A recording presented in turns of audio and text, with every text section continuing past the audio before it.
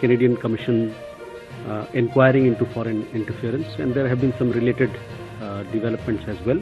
We strongly reject all such baseless allegations of Indian interference in Canadian elections.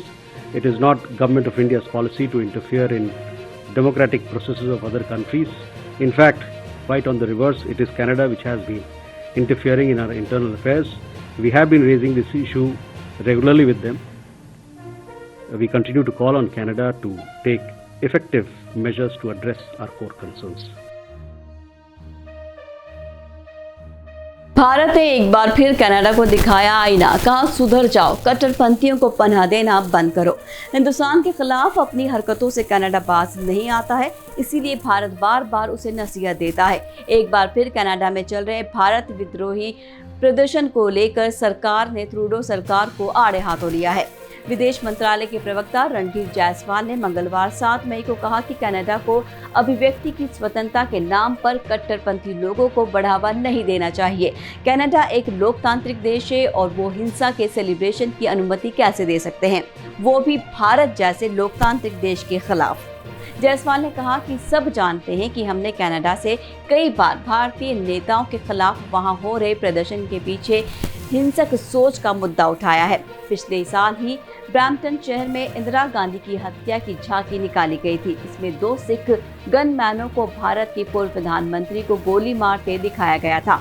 उन्होंने आगे बताया कि इसके बाद वहां कई शहरों में भारत के राजनयिकों के खिलाफ हिंसक पोस्टर लगाए गए हैं।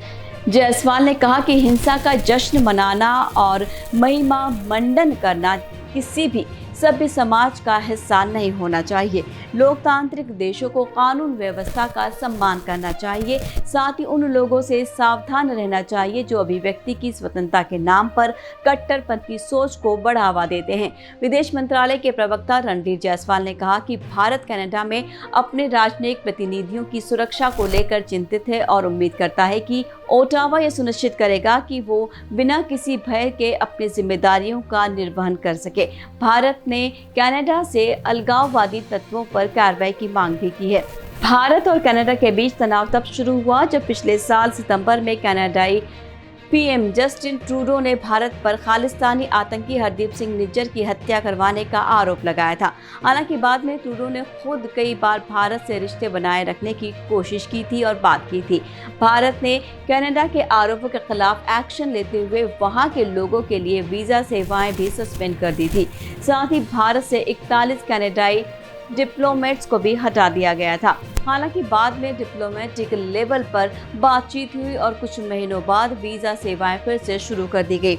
दरअसल ट्रूडो सरकार ने आरोप लगाया था कि जून में कनाडा में खालिस्तानी आतंकवादी हरदीप सिंह निज्जर की हत्या में भारत सरकार के एजेंट शामिल थे। तरह से इन आरोपों को बेतुका और बेबुनियाद बताते हुए निज्जर की हत्या में किसी का भी हाथ नहीं होने का दावा किया था और कनाडा के इन दावों का समर्थन में सबूत पेश करने की मांग की थी, जिसके बाद से ही दोनों देशों के रिश्तों में तल्खी आ गई थी।